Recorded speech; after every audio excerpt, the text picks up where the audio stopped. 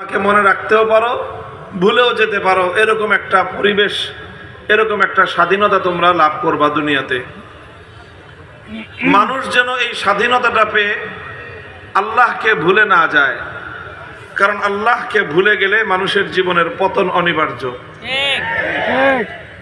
তো মানুষ যেন এই পতনের অতল গহ্বরে নিপতিত না হয়, বরং মানুষ যেন আল্লাহকে স্মরণে রেখে তার চিরস্থায়ী পরকালের জীবনে আল্লাহর কাছে ফিরে গিয়ে সে যেন আবার পুরস্কৃত হতে পারে, এই মহান উদ্দেশ্যেই আল্লাহ পাক রব্বুল আলামিন আম্বিয়া ইকরাম আলাইহিমুস সালাম নবীগণকে আল্লাহ পাঠিয়েছেন।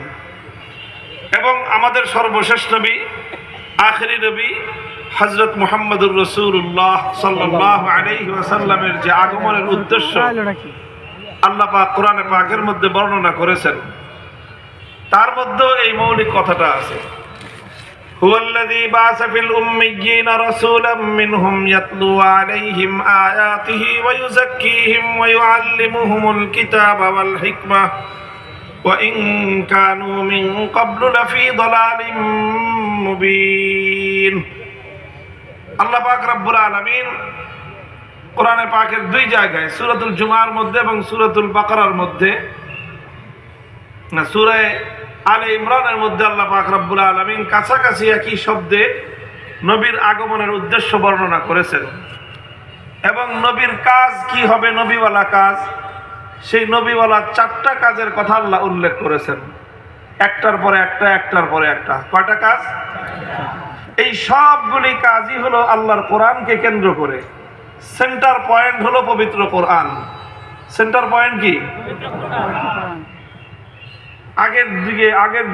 আগের দিনে গ্রাম দেশে গরু দিয়ে ধান মলাই করতো না, দেখছেন আপনারা? শহরের মানুষরা দেখে না, গ্রামের মানুষ আগে দেখতো, এখন তো তাও দেখে না।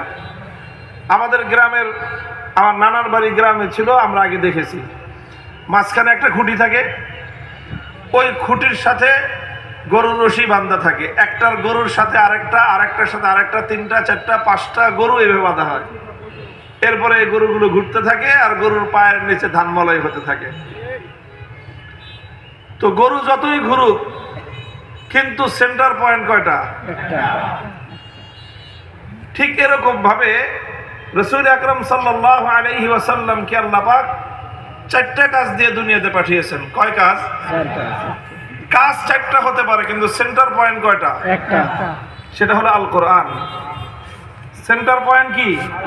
কোরআনে পাক। কোরআনকে কেন্দ্র করে চারটা দায়িত্ব আল্লাহর নবীকে আল্লাহ দিয়েছেন। এক নম্বর দায়িত্ব হলো ইয়াতলু আলাইহিম আয়াতিহি। এক নম্বর কাজ হলো যে তিনি মানুষকে কোরআনে পাকের তেলাওয়াত শোনাবেন। শুধু তেলাওয়াত শোনাবেন। কোরআনে পাকের তেলাওয়াত এটা এমন একটা প্রভাবক জিনিস যে এই তেলাওয়াত যখন কোনো মানুষের হৃদয়ে আঘাত করে, কোনো মানুষের কর্ণকুহরে যদি কোরআনের তেলাওয়াত পৌঁছে যায়, তো এই কোরআন মানুষের হৃদয়ের বদ্ধ দুয়ারগুলো খুলে দিতে পারে। এই জন্য কোরআন তেলাওয়াত শেখা, কোরআন তেলাওয়াত শেখানো, সমাজের মধ্যে কোরআনের তেলাওয়াতকে জারি রাখা, এটা হলো নবুয়তের প্রথম কর্মসূচি। আলহামদুলিল্লাহ, মাদ্রাসাগুলো সেই কাজ করে। আমরা বাচ্চাদেরকে কোরআন শিখায় ছেড়ে দেই, এই বাচ্চা ঘরে যায় আর বাজারে যায়, যেখানেই যায়, সারা জীবন সে মানুষকে কোরআনের বিশুদ্ধ তেলাওয়াত শোনায় এবং শেখায়। এটা এক নম্বর কাজ, ইয়াতলু আলাইহিম আয়াতিহি, কোরআনের আয়াতগুলোর তেলাওয়াত শেখানো, তেলাওয়াত শোনানো। দুই নম্বর কাজ হলো ওয়া ইউআল্লিমুহুমুল কিতাবা ওয়াল হিকমা। দুই নম্বর কাজ হলো এই কোরআনকে নিয়েই, যেই কোরআনের তেলাওয়াত শিখলো, শেখালো, এটা হলো প্রথম কাজ। দুই নম্বর কাজ হলো যা তেলাওয়াত করলো তার অর্থ বোঝানো।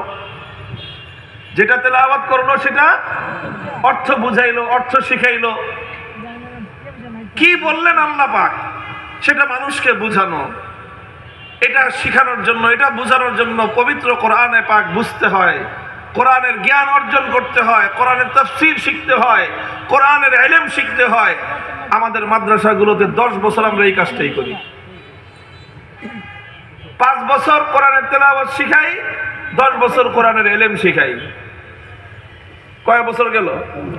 15 বছর।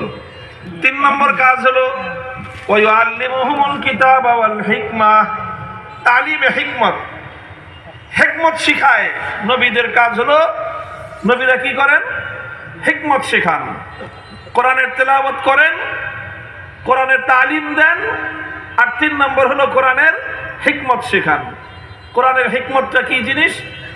তাফসীরে মাআরিফুল কোরআন খুলে দেখবেন, মুফতি শফি রহমতুল্লাহ আলাইহি হিকমতের অর্থ এখানে বলেছেন যে নবীরা শুধুমাত্র তেলাওয়াত করে আর অর্থ তাফসীর করে শোনায় দিয়ে দায়িত্ব শেষ করেন না, যে এই আয়াতের এই মর্ম শিখায় দিলাম, শোনায় দিলাম, এবার বাড়িতে গিয়ে তুমি আমল করো।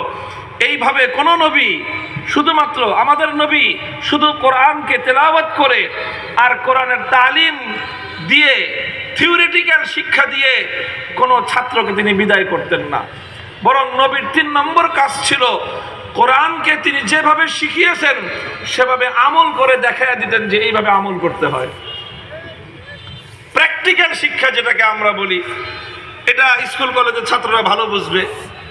বিশেষ করে যারা নাকি সায়েন্স ব্যাকগ্রাউন্ডের ছাত্র যারা আছে তারা খুব ভালো করে বুঝবে। সায়েন্সের যে সাবজেক্টগুলো আছে, বৈজ্ঞানিক যে সকল সূত্রগুলো নিয়ে পড়াশোনা করা হয়, এগুলো শুধুমাত্র থিওরিটিক্যাল পড়লে একজন শিক্ষার্থী কখনোই ভালো সায়েন্সের ছাত্র হতে পারবে না। একজন ডাক্তার শুধুমাত্র বই পড়ে